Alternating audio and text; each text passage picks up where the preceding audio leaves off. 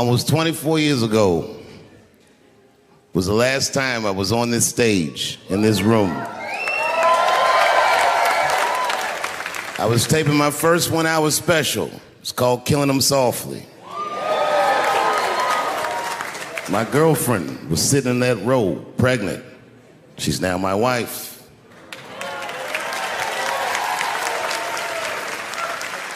The baby that she was carrying, my first child, I smoke weed with that nigga now.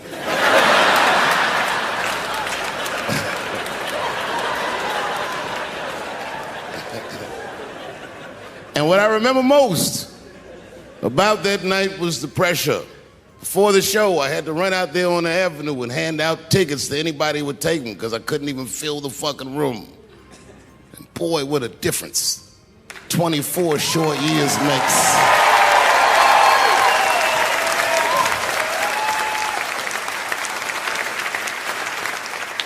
And right before that time, my father had died. He never lived to see me do it.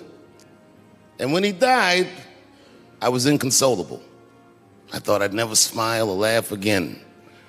And the only thing that got me out of that space was a comedian friend of mine, the late, great Norm Macdonald. That's right. Shout out to Norm. And what Norm did, which I'll never forget, is he knew that I was the biggest Jim Carrey fan in the world. Now, I'm not going to go all into it, but Jim Carrey is talented in a way that you can't practice or rehearse. What a God-given talent. I was fascinated with him. And Norm knew that. And he called me up and he goes, Dave, he says, I'm doing a movie with Jim Carrey. Do you want to meet him? And I said, fuck, yes, I do. And it was the first time I could remember since my father died being excited. And the movie was called Man on the Moon. I didn't know any of this. And in this movie, Jim Carrey was playing another comedian I admired, the late, great Andy Kaufman.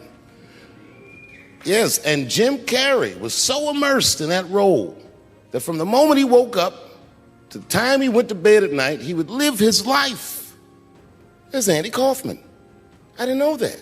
When they said cut, this nigga was still Andy Kaufman. So much so that everybody on the crew called him Andy. I didn't know any of that. I just went there to meet him, and when he walked into the room where we were supposed to meet, I screamed, Jim Carrey! And everyone said, no! Call him Andy. And I didn't understand. And then he came over and he was acting weird. I didn't know he was acting like Andy Kaufman. Just like, hey, how you doing? And I was like, hello. Andy? Now, in hindsight, how fucking lucky am I that I got to see one of the greatest artists of my time immersed in one of his most challenging processes ever. Very lucky to have seen that. But as it was happening, I was very disappointed. Because I wanted to meet Jim Carrey, and I had to pretend this nigga was Andy Kaufman all afternoon. And he was clearly Jim Carrey. I could look at him and I could see he was Jim Carrey. Anyway, I say all that to say, that's how trans people make me feel.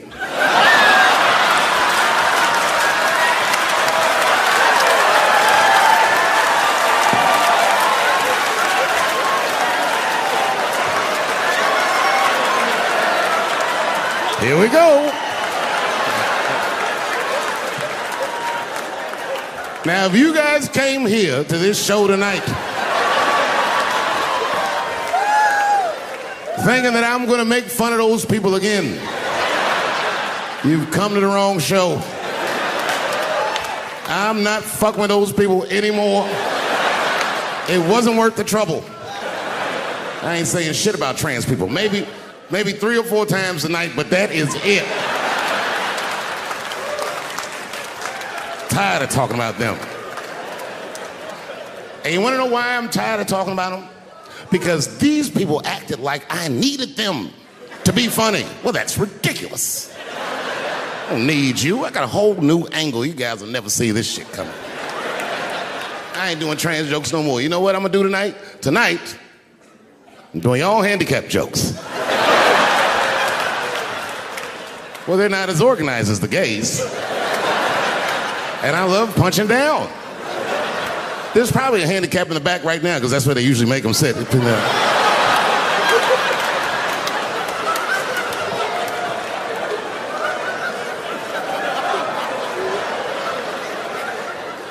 I came here to laugh at transgender people. I didn't know this nigga was gonna make jokes about us. Come on, y'all, let's get the fuck up out of here.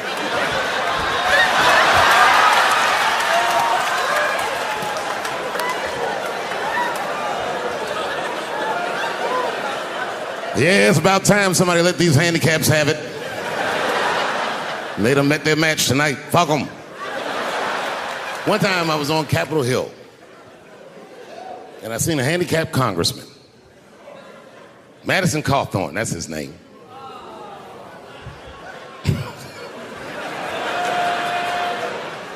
He's a Republican from North Carolina, and he was shocked because I saw him, and I go, hello, Congressman. He didn't even know I knew who he was. He turned around. Then I just walked away. I wanted him to see me do something he couldn't do. I skipped. That nigga was mad.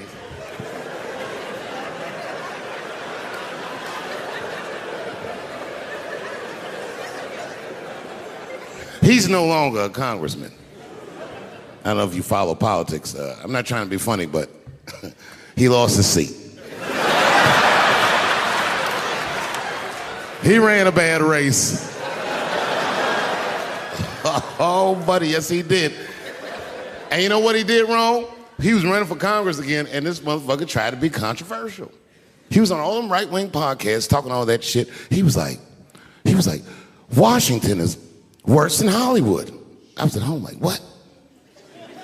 He said, these people are disgusting. They have orgies and sex parties and drug parties.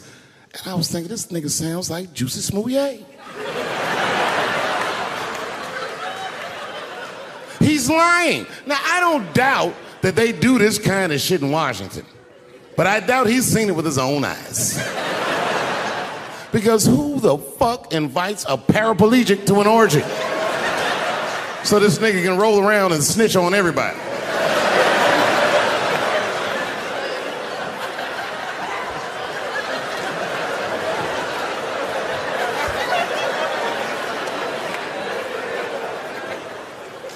I said, there's only one reason you're gonna invite him to an orgy. And you know what that is. Have at it, guys. I can't feel anything. Let's get this bill passed for America. One at a time, folks.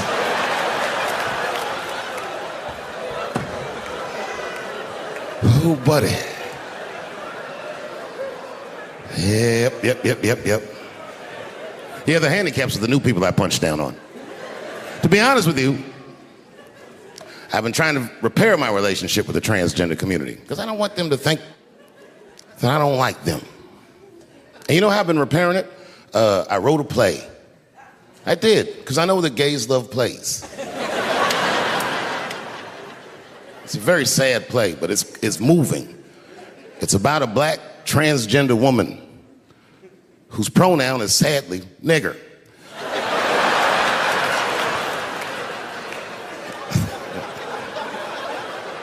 It's a tearjerker. At the end of the play, she dies of loneliness because white liberals don't know how to speak to her. Sad. Speaking of nigger, I've also been working on a book, and this is true. I'm rewriting the American classic, Huckleberry Finn, from Nigger Jim's perspective. It's called The Adventures of Nigger Jim. That's how the book starts. Huckleberry Finn walks up to him and goes, so you're Nigger Jim. And he's like, yo, I just said Jim. What's your name, little buddy? Huckleberry Finn's my name. What? Huckleberry? That's your real name? God-given. You know what? Just call me Nigger Jim. It's fine. I don't care if you are black or white or whatever. If you ever meet a white person named Huckleberry, he has less money than you. That is the white, trashiest name I've ever heard in my fucking life. If you have a name like Huckleberry, you're doomed to fail. If I was in court and my lawyer came up and was like, I am your attorney, Huckleberry Finn, I'd be like, uh-oh, I'm going to jail. God forbid I ever go to jail. But if I do, I hope it's in California. Because as soon as the judge sentences me, I'll be like, Your Honor, before you sentence me, I just want the court to know I identify as a woman. Send me to women's jail. And as soon as I get in there, you know what I'm gonna be doing? Give me a fruit cocktail, bitch, before I knock your motherfucking teeth out. I'm a girl just like you, bitch. Come over here and suck this girl dick I got. Don't make me explain myself. I'm a girl.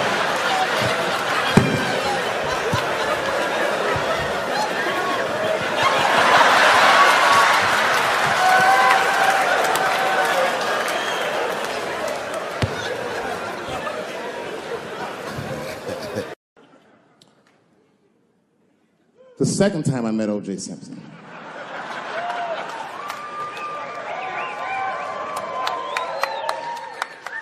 was right after the trial of the century. There I was, now a young man of probably 23. O.J. Simpson was the most famous or infamous face on planet Earth. I was in a restaurant in Beverly Hills with my agents. I wasn't alone in the restaurant, but I was alone. I was the only black person in the restaurant. And in the 90s, that felt very uncomfortable. Now I tend to enjoy it at this age.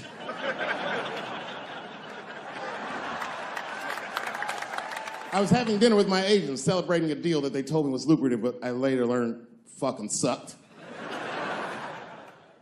And suddenly, a group of women walked by. Every race was in that group. Black, white, Asian, Latina, white, and white again. They were all gorgeous. I watched them walk by. Then, I saw a familiar face. Al Collins, the man from the infamous Bronco check, towards the door. Couldn't believe what I saw. And then, close behind him, was O.J. Simpson, newly released from jail. The restaurant fell still. I was shocked. I didn't mean to say it out loud, but it just came out. O.J. He stopped, turned around to see who said it, saw my black face, and correctly assumed it was me.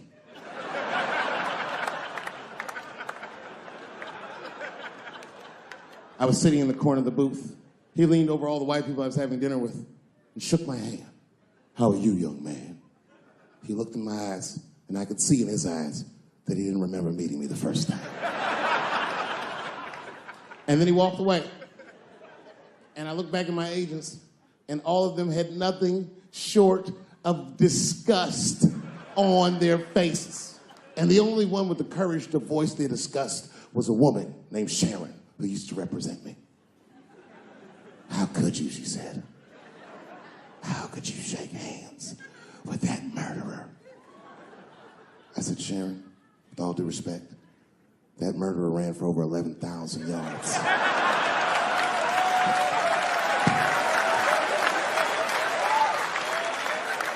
And his glove didn't fit. Glove didn't fit. Get over yourself. Some people can't do that. Some people just can't get over themselves. Gay people have a hard time doing that recently. Here we go. Here comes the deep water. No, recently I've noticed that. I noticed it with that Manny Pacquiao controversy. Yeah, no, it was now in the gay community's defense, Manny Pacquiao said some outlandish shit about gay people. Very, very not nice things that I won't repeat, but there was biblical verses and some analogies to animals. Wasn't a good look. Nike took his shoes immediately, which I thought was a little harsh. A little harsh. You know what I mean? Because he's, just because he's Asian. You know what I mean? Fuck, you gonna take shoes off Asian dude to appease a gay dude. You know what I mean? No? You don't know what I mean. But Asian people kind of know what I mean.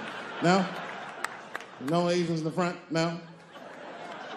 No, this is what I mean. Okay, look, okay, you're an Asian dude. No, I say this with no disrespect, but we're all Americans, right? And we can agree that America has a huge body count all over the world, but nowhere more than Asia. Literally, if you look at history, recently, we have bombed the masculinity out of an entire continent. We dropped 2 atomic bombs on fucking Japan, and they've been drawing Hello Kitty and shit ever since. There's a lot of lady boys in the wake of our bombs. And I know these things because my wife is Asian. She's Filipino. All right, well, okay, so that explains it. Now you know why you see me at all those Filipino events. I'm not there picking up pussy, I'm dropping some off.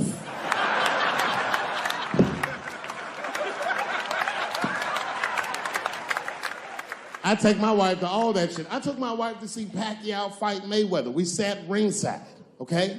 That was a quiet car ride home. That's what that was. But if you know what's popping in the Philippines, you know that they got a whole generation of kids in the Philippines growing up without their mothers. Yes. A lot of women in the Philippines go to the Arabian Peninsula, they come to the United back home, which is still one of the #1 staples in the Philippines economy, money that their expats send back to the Philippines. The men, on the other hand, are left rearing children, twiddling their thumbs, waiting on their wives' checks. These men have been fucking emasculated. And then suddenly, a boxer rises from amongst them and reinstates their manhood with his motherfucking fist.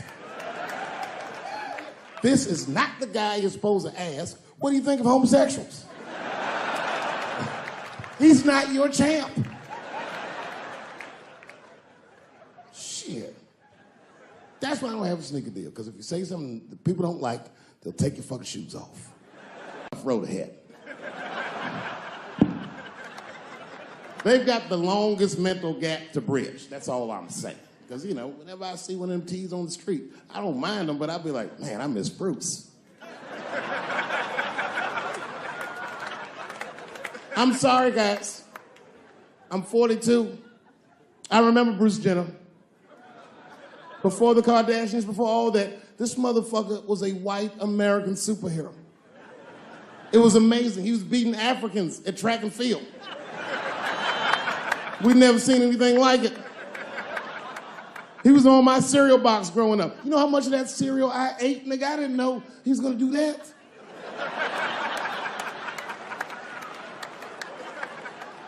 I knew before you guys knew. I heard things on the street in Hollywood. You know, you just be out, see people. Hey, what's up, Kanye? Why the long face? Nigga, you'll see. Got 2 mother-in-laws now. And when I heard he was gonna do it, I was scared. I didn't think the public was ready. I didn't think the media was ready. And you know what? I was wrong.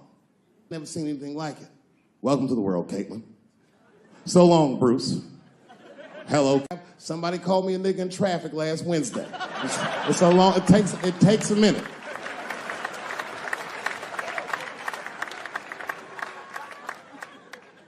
My wife's friend, Stuart, told me that. My wife has a lot of gay friends. Stuart's their leader. She has a lot of gay friends. And I don't like them.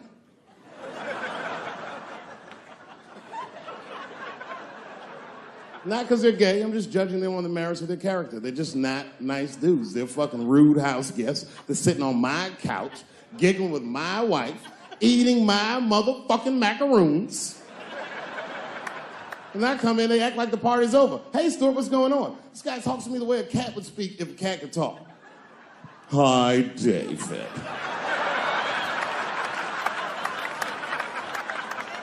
Stuart, what's all the beef, man? What's going...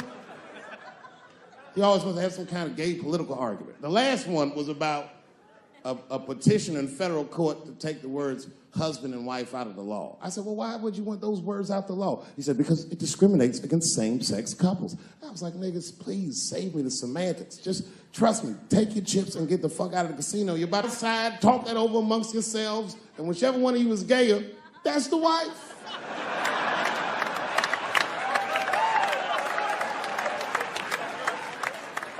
No, Stuart didn't like that. Stuart educates me about this movement, you know what I mean? I didn't even know shit about it. He told me it's called LBGTQ.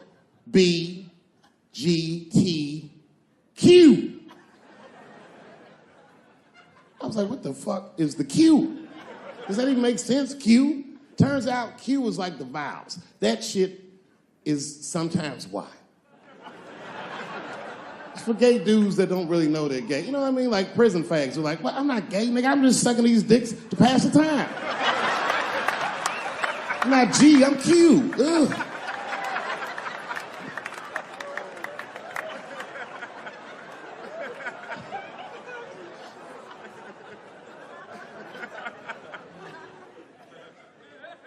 I think, okay, again, of all those letters, the T has the toughest road ahead. In fact, I think the T should stand for tough. If Martin Luther King had a sneaker deal, we'd still be on the back of the bus. They always true, the Nike exec come up, hi, Martin, we need you to tone down the talk of civil rights and blacks being humans. It's upsetting our southern distributors. But I don't understand. I thought that's why I had a sneaker deal in the first place. Not quite. Really, it's a walking shoe, and we like the marching, but try to understand. Fuck that shit. You know, I get it, though. I understand why gay people are mad, and I empathize. You know what? I'm just telling you, this is a black dude. I support your movement, but if you want to take some advice from a Negro, pace yourself. These things take a while. Just because they passed the law doesn't mean they're going to like you. Brown versus Board of Education was in 1955. I was shocked. Is this happening? Wait a minute. Is this a time in American history when an American can make a decision for themselves, and even though other Americans don't understand it, they'll support it and let this person live a happy life? Is this what's happening? If it is, then good for America. That's Dave Chappelle, the American. Although Dave Chappelle, the black American, he was a little jealous. I was like, how the fuck are transgender people beating black people in the discrimination Olympics? If the police shot half as many transgenders as they did niggas last year, it'd be a fucking war in LA. I know black dudes in Brooklyn, hard street motherfuckers, that wear high heels just to feel safe.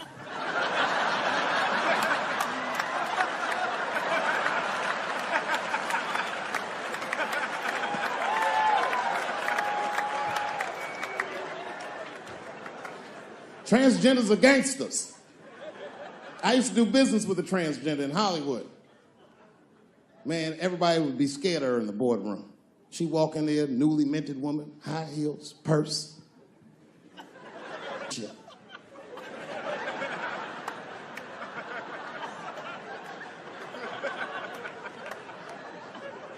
And then she walked to the head of the conference table, stare at us all, reach in her purse, and pull her old dick out and throw it on the table. Let's talk business, gentlemen. Ah!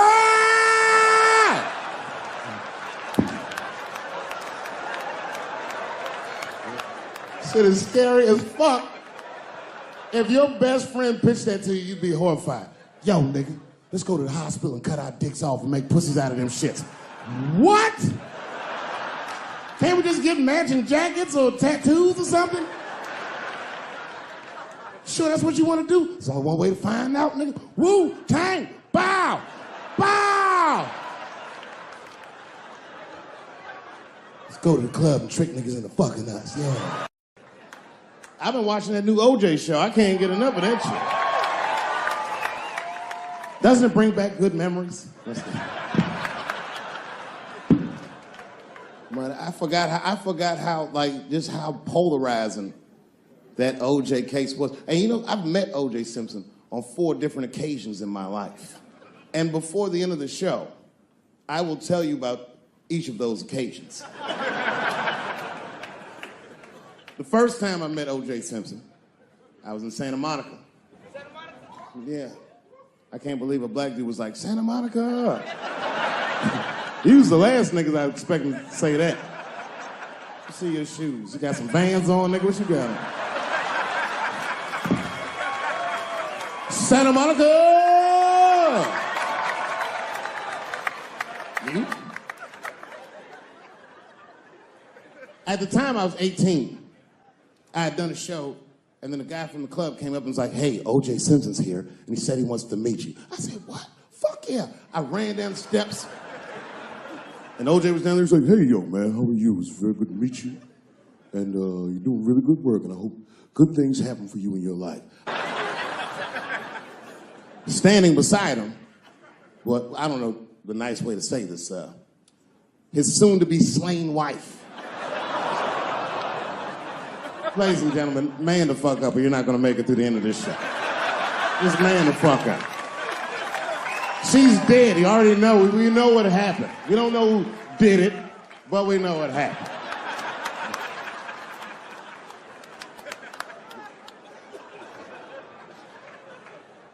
I should tell you that woman was very nice to me.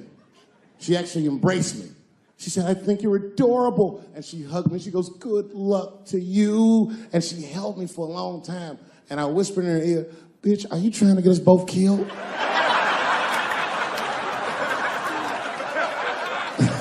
I'm just kidding. I didn't say that. But that was the first time in a nutshell.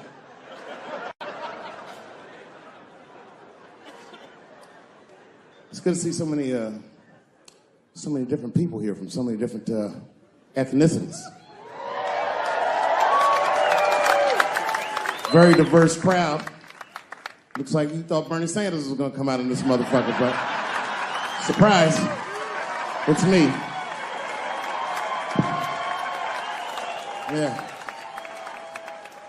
Yeah, no, you know, I'm happy really to see black people come. You know, a lot of black people don't fuck with me like they used to. But there's a lot of reasons, a few reasons you don't see black people at my shows. One is because obviously black people have slower internet connections. I mean, that would be my guess. I don't know what. Actually, my own actions drew a wedge between me and the community I hold so dear. A couple of weeks ago, I was supposed to be in Flint, Michigan for a charity benefit that was supposed to raise awareness for the appalling condition of the water in Flint. I don't know if you know this, but the water in Flint is fucking poisonous. It's actually making people sick. I mean, Hollywood people like, so what? At least they have water. This water's fucked up. So a lot of black celebrities flew into Flint, and they did a tremendous charity benefit, and I was on the schedule to appear.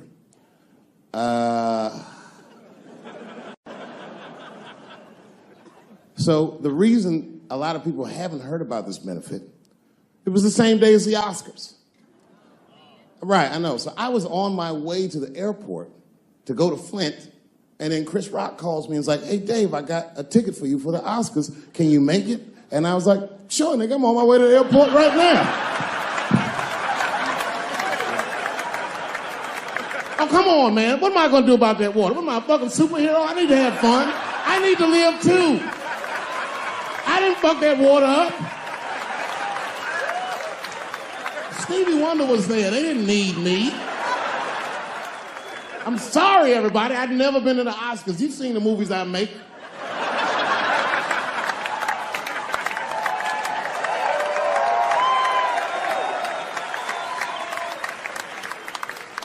I was excited as fuck. I knew I was going to get in some trouble because when I was walking in the red carpet, the black press came after me. Excuse me, brother. When you hear somebody call you brother too much, something terrible's about to happen. Excuse me, brother. And then I looked back and the motherfucker had a tuxedo with the kente cloth tie. I said, uh-oh. He said, I just want to ask you a couple questions. I said, what publication are you with? Mongo, what the fuck? Who the fuck reads this? He said, listen, brother, I just want to ask you a quick question. You understand that this year, this is a boycott for the Oscars, so I'm just wondering what made you, of all people, cross the motherfucking picket line and be here tonight. I said, boycott? Nigga, I haven't been working in 10 years. What do you mean boycott? I've been on strike. Y'all niggas didn't stop working. I had to watch fucking Key and Peele do my show every night.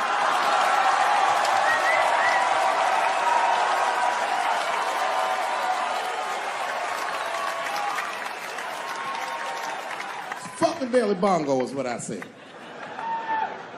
I went to Oscars and had a wonderful time.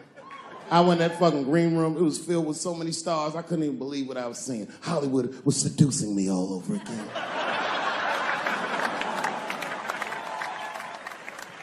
I was sitting back there, I'm smoking, drinking with the stars. And then 2 Hollywood movie producers came over right to me. Oh my God, Dave Chappelle, said the leader one. He was obviously gay. Some guys you can just tell. The other one seemed like a money guy, like maybe he was from Texas or some shit. But the gay one was definitely the leader, because he did all the talking. And then he hit me with, so David, do you have any movie ideas that you would like to pursue? The truth is, I don't. But if you know the game, you're not supposed to tell motherfuckers you don't have ideas. I was like, yeah, man, I got plenty of ideas. And he called my bluff. Really? Like what? Huh?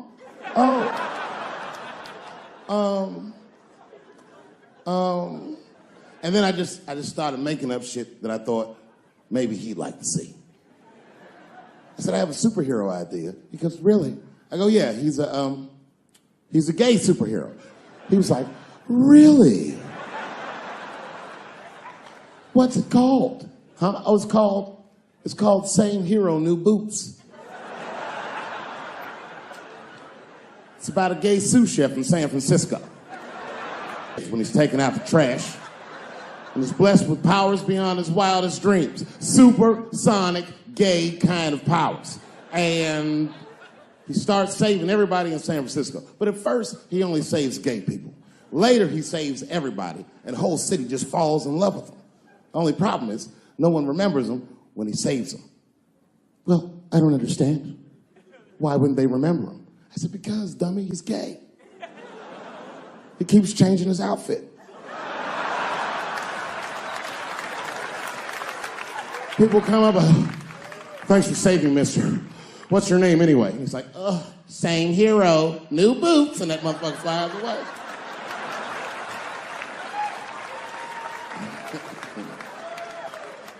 He's like, I like it a lot. The Texan didn't like that shit at all.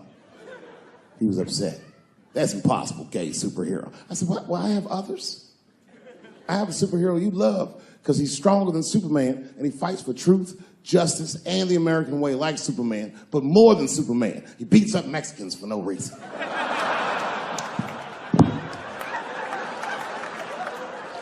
The Texan's like, you got my attention.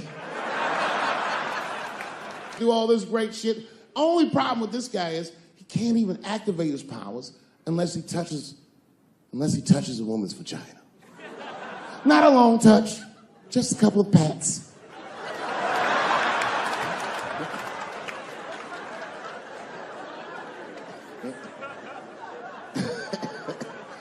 He said, well, what's the problem with that? I said, well, the problem, sir, is that our hero is not, he's not a handsome man. And he's often short on cash. So whenever trouble breaks out, he has to run around the city and convince women to let him pat their vaginas. Please, miss, that building's on fire. Can I pat your vagina quickly? People are dying, but he can't tell them exactly why. Ugh, get away, you're gross. Please, miss, people are dying. Just a couple of pats. Ugh, gross, get away.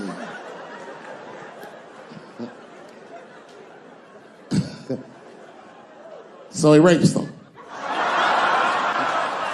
I know. That's the dilemma for the audience. Because he rapes, but he saves a lot of lives. And he saves way more than he rapes, and he only rapes, but he does rape. I didn't realize it, but the whole green room was looking at us. All the celebrities were disgusted. That guy from Texas was like, here's my card. Call me on Monday. That worked out.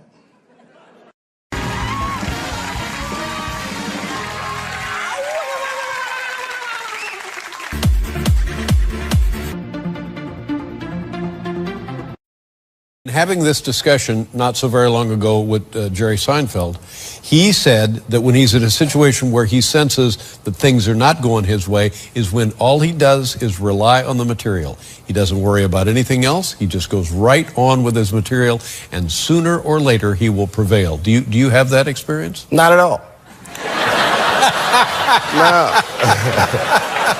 Do you still get nervous when you do shows, or this is a piece of cake to you? Well, one time it didn't work out. Yeah, and sometimes it don't work. You know what it's like? And Donnell, you can attest to this. When people ask me, like, do you get nervous when you go on stage? It's like asking a pilot if he gets nervous before a flight.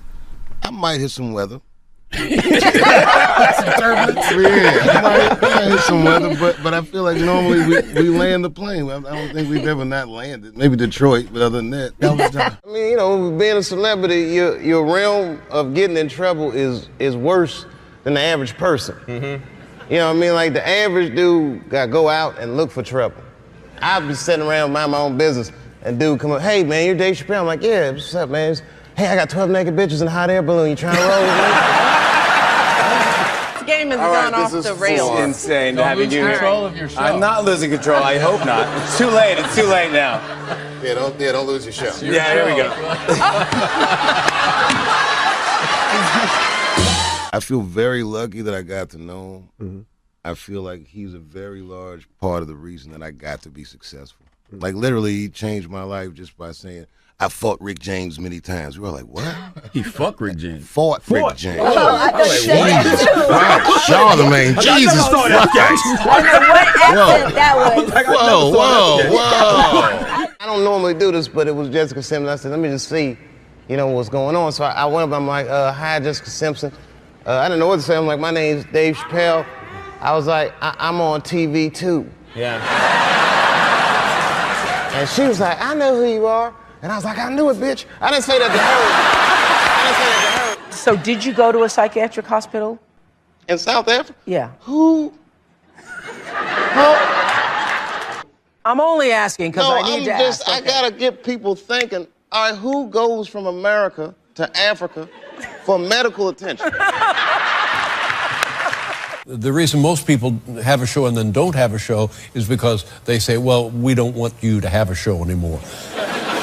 But that wasn't the case here.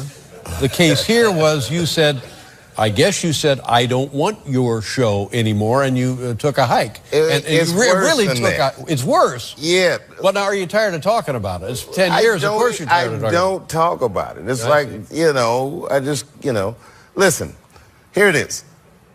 Technically, I never quit. I'm 7 years late for work.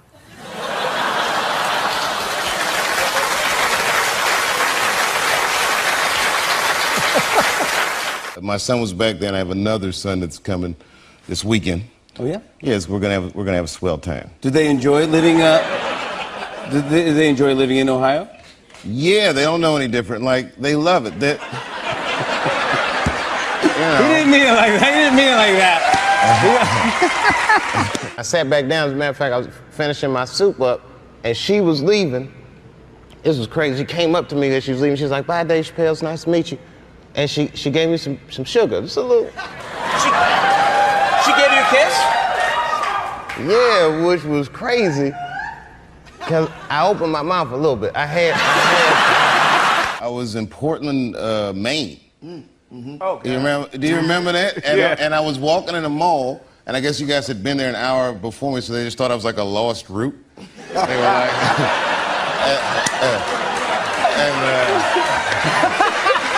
I look at it like this.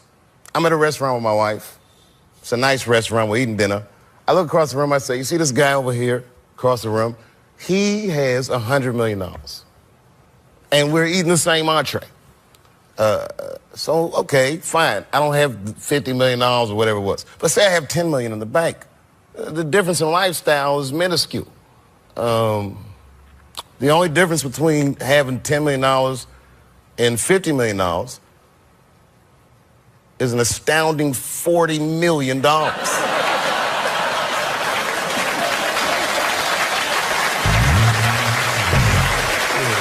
How old were you when you started? I was 14. Your mom let you go gig at 14? She used to have to take me in the beginning. I can't really say it on television. She would critique my act on the drive home, which was a very long ride. You don't want to hear your mom say, like, those jokes need to be cut and all that stuff. I saw your baby, very nice. Baby's, how old's the baby now? He's 18 months now. Oh, that's very cool. He can't quite talk yet, but that's what I'm waiting for. Yeah. For him to talk. Yeah. Because whenever you ever had a conversation with a guy that lived in your balls, you know?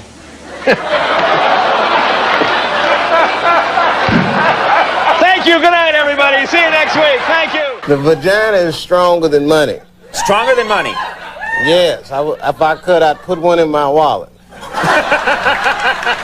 I would get a whole new wardrobe. And then I go to pay for it and say, this is going to be cash or charge. And I say, I'll pay with my vagina.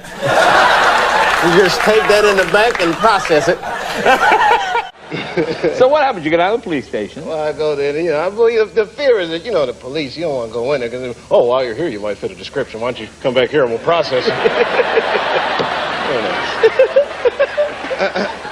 I don't want to get put in the lineup, you know. You know the lineup. I know the lineup, yeah. And especially if it's one of them good lineups where all the guys kind of look like you. I don't know. He'd be in the line like, oh, my God, they do kind of look like me. Yeah. Were you actually in the lineup? Oh, yeah, I've been in the lineup before. I would try to change my face and stuff like, you know.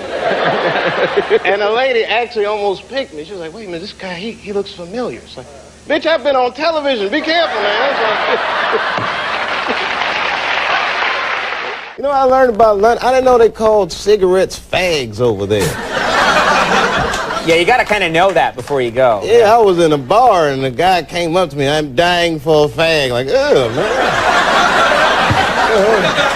Why are you telling me this? Like, am I in the wrong bar? How old is your baby? Yeah. How old is your baby? She's 2.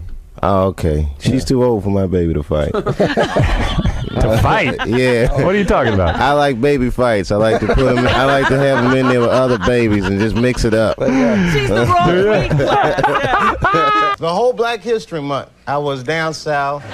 And it was crazy. I was scared to go, you know. And I got there and it was not scary at all. It was nice there. Right. And I mean, not to say they don't have racism, but they're comfortable with their racism. Right. You know, morning, nigger. Morning, sir. Boy, that was good. How old were you when you made your first TV development deal? 19. My mother and my grandmother were freaked out. You know, I was the first person in my family not to go to college that had not been a slave. Right.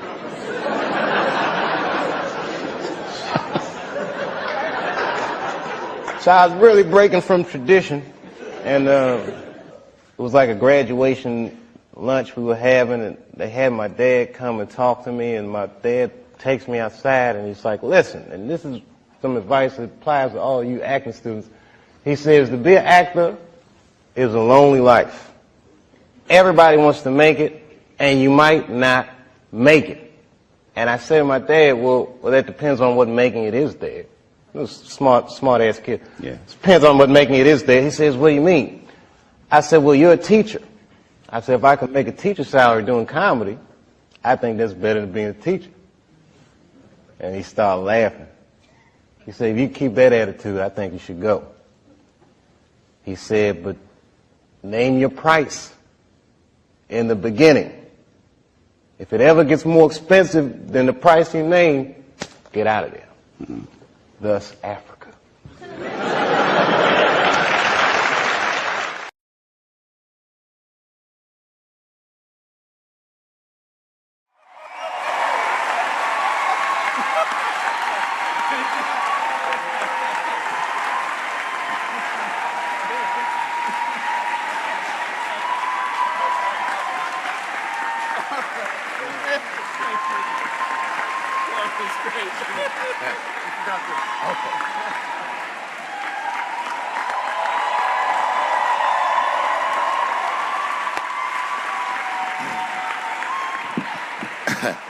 Man, I gotta tell you, when I was sitting here watching what all the other honorees have done with their lives, I started feeling like shit. Like, this is terrible.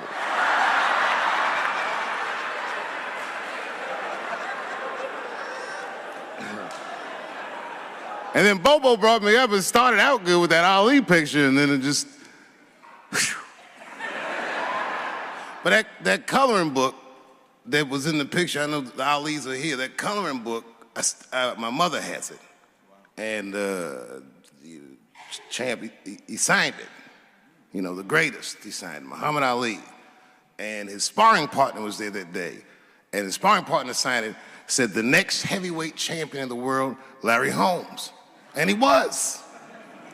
And 2-year-old Dave Chappelle colored all in that shit and just ruined the book.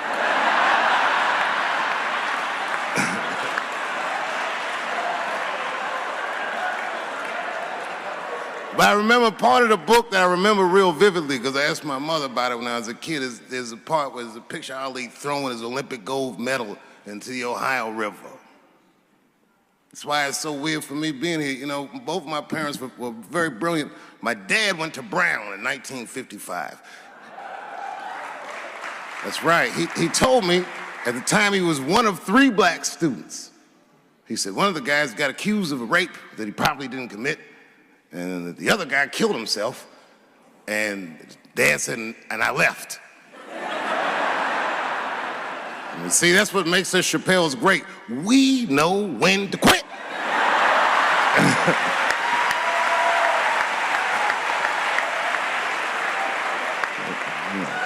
We all just live to fight another day.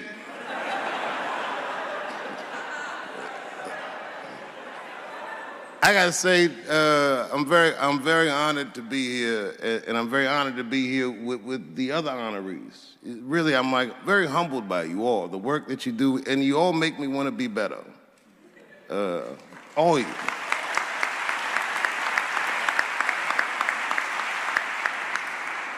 And you know, I was gonna stop doing stand-up for a while because 4 comedy specials in a year is like, that's a lot, you know.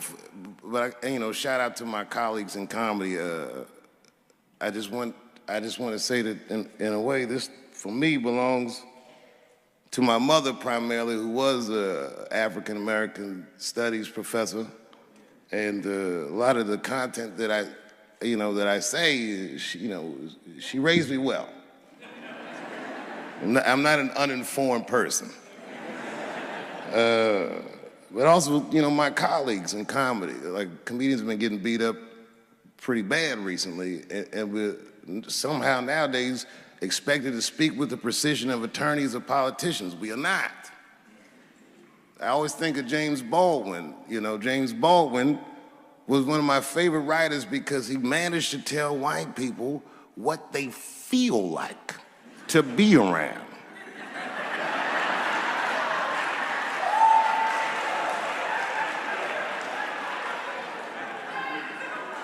So I ain't gonna hang up my gloves yet. I think I got one more special in me.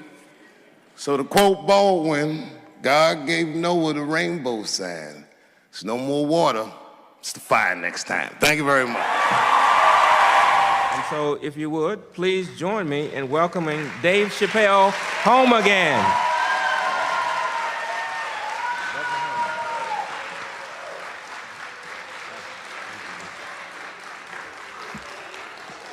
Oh, thank you. You know, I speak for a living, and I'm a little nervous today. I wanted to say thank you, Mr. President, and thank you, Bishop Green, and thank everyone at Allen University for hosting me today, because it feels special, right? When I think of this great-grandfather that I've heard about in my life, but never actually touched his legacy. So it's like the product of his loins coming to meet the product of his work. And it's an important day for me personally. And I know a lot of you guys are students, and I just want to tell you I'm the first person in my family to not go to college. And as the president has told you, I've done outstanding in spite of that.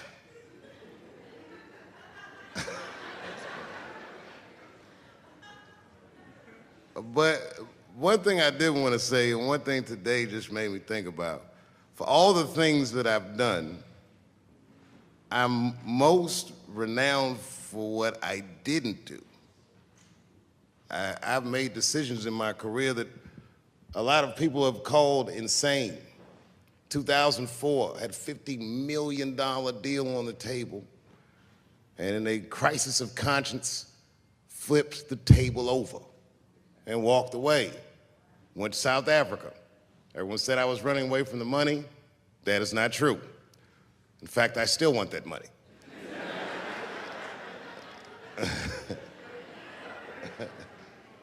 The idea that I wanted to just share with you guys is the idea that sometimes you do what you think is best, whether anybody understands it or not. I heard a story about my father where someone told me he used to do statistics for a company in D.C. The company he did statistics for started doing business with the South African government, so he quit his job. It's caused a lot of problems between him and his wife. It's hard for a man when he can't provide for his family the way he wants to, and he suffered through it.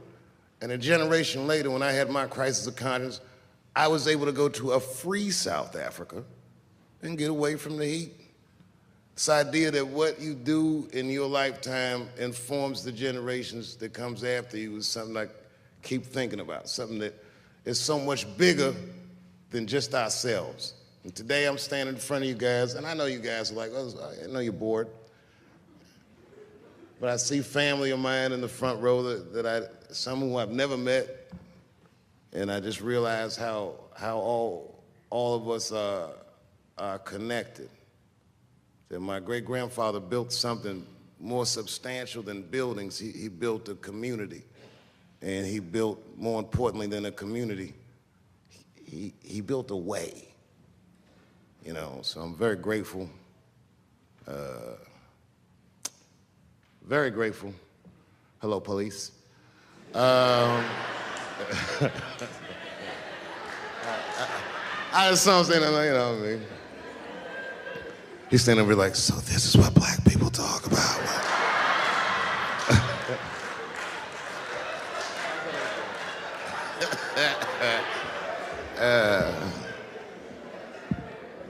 I just want you guys to remember, you know, that right now there's this thing where ethics aren't what they used to be. This idea that people are trying to replace the ideas of good and bad with better or worse, and that is incorrect.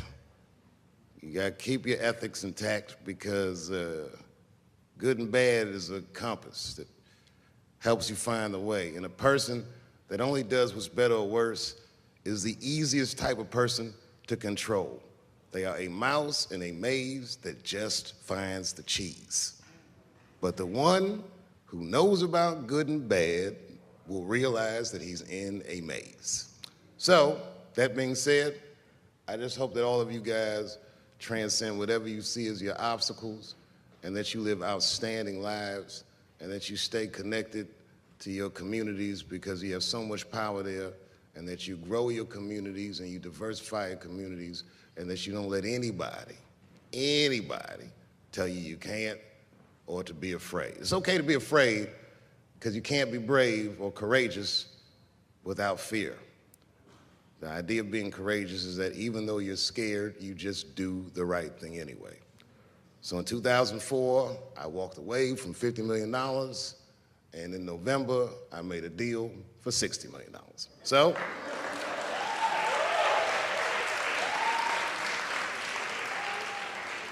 although I am not the most famous comedian of my time, I would like to know what their great-grandfathers did. I'm very proud today. Thank you very much.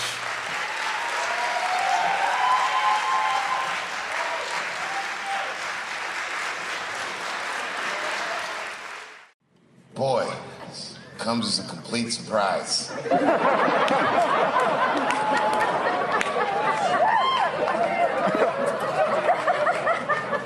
I mean, I read all the reviews, and they said so many terrible things. They were embarrassed for me. I had lost my way. It wasn't even worth watching. I hope all you critics learn from this. This is a teachable moment. Shut the fuck up forever.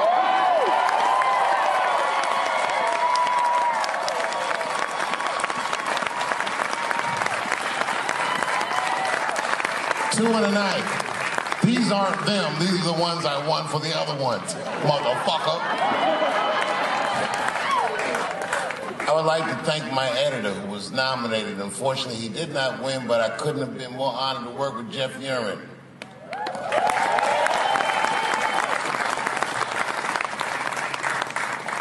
Stan Lathan has been directing television since 1968.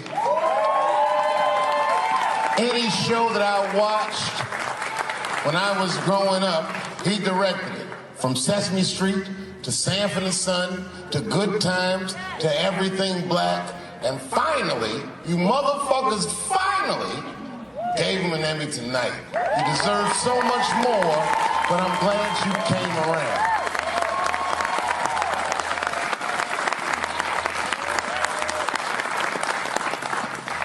I'd like to shout out all the other nominees tonight. Tiffany Haddish and Patton Oswalt and Hannah Gatsby and Brother Mulaney. You guys are an inspiration to me, and I'm honored to be nominated with you. I'm sorry that you didn't win tonight, but who gives a fuck anyway? It's a special night because comedy gets to be itself. It's all we've ever wanted. I hope the war is over. We good? And as always, I'd love to thank my wife, Elaine.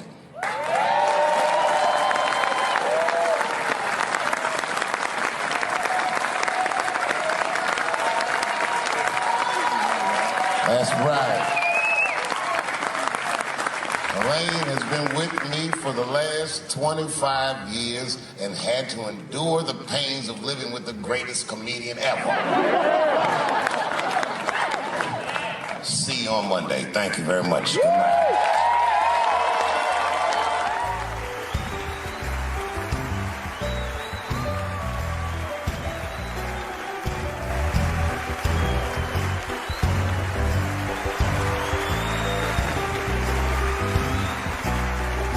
Thank you.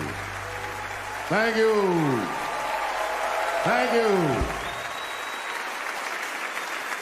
I like not knowing what's going to happen. I like making memories. Sometimes I do all this crazy shit around my colleagues just so that they can tell their friends I did it. But rather than talk about myself, just briefly, I want to just talk about my genre. Stand-up comedy is an incredibly American genre. I don't think any other country could produce this many comedians. And unbeknownst to many people in this audience, I don't think there's opinion that it exists in this country that is not represented in a comedy club by somebody. Each and every one of you has a champion in the room. We watch you guys fight, but when we're together, we talk it out.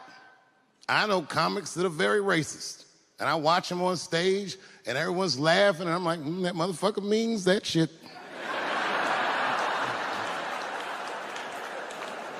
Don't get mad at them, don't hate them. We go upstairs and have a beer, and sometimes I even appreciate the artistry that they paint their racist opinions with.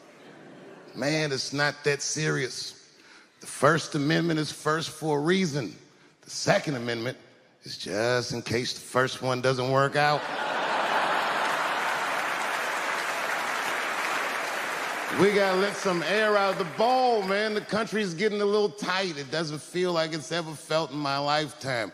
So tonight, I am honored that my colleagues are here in comedy and in music.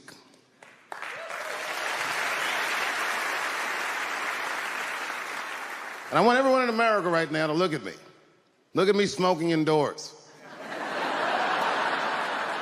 I didn't ask anybody, I just did it. What are they gonna do? Kick me out before I get the prize? No, nigga, this is called leverage.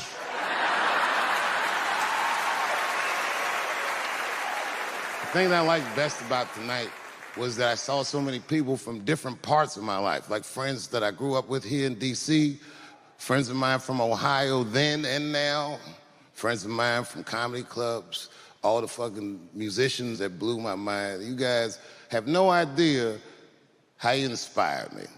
I want to give a special shout out to my OG, Tony Woods. Miles Davis has a quote.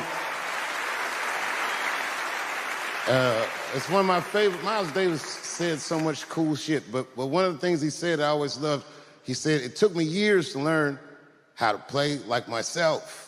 You know, he would watch other musicians and he would try to play like Dizzy or Bird or all the guys who were great. Tony Woods was my Dizzy and Bird if I was a Miles. I was trying to play like you. You were the first person I ever saw do it absolutely right. You were fearless and you told the truth. There's something so true about this genre, when done correctly, that I will fight anybody that gets a true practitioner of this art form's way, because I know you're wrong. This is the truth, and you are obstructing it. I'm not talking about the content, I'm talking about the art form. Do you understand? Do we have an agreement? And what I really wanted to say tonight, and I'm glad I get the platform to do it, I'm gay. I am gay, and I can't wait to see what this does for my career, being gay like this.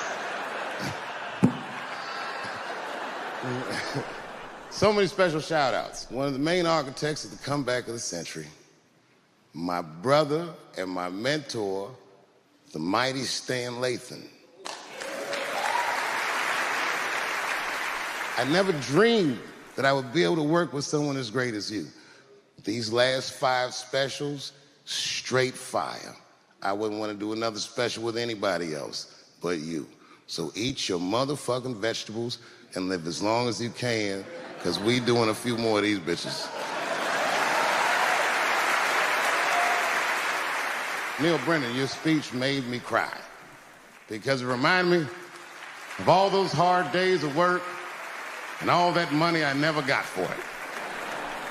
The other real special shout out I gotta make, because none of this would have been possible on any level without this person, is my mother. Mom. My mother. Mom. You have no idea what I put this woman through. If you had just given birth to me, that would have been more than enough. But the fact that she raised me and raised me well. We had a real oral tradition in our house. I knew the word griot when I was a little boy. A griot was a person in Africa who was charged with keeping the stories of the village. Everyone would tell a griot the stories, and they would remember them all so that they could tell future generations. And when they got old, they'd tell them to someone else.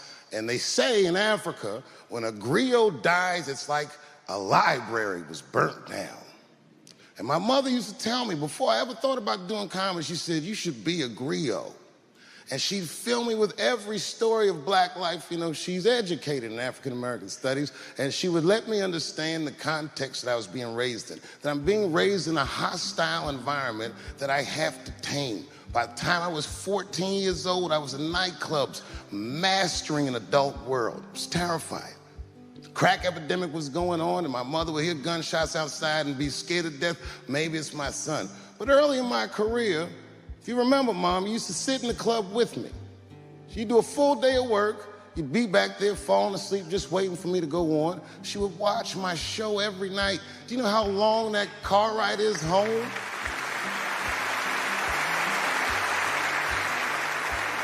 How many of you have ever heard your mother say, pussy jokes were a little too much tonight, son?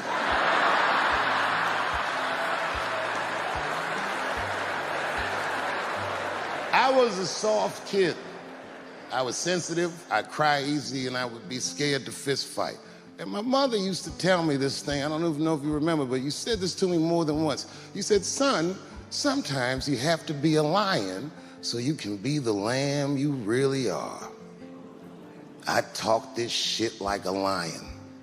I'm not afraid of any of you. When it comes word to word, I will gab with the best of them, just so I can chill and be me. And that's why I love my art form, because I understand every practitioner of it. Whether I agree with them or not, I know where they're coming from. They want to be heard. They got something to say. There's something they notice. They just want to be understood.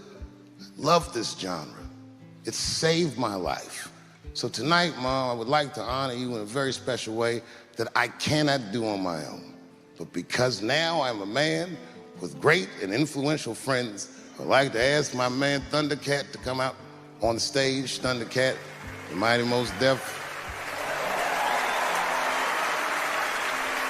Washington, D.C., thank you very much for giving me a home and a place to start. Today is officially Dave Chappelle Day in Washington, D.C. The mayor declared it last night.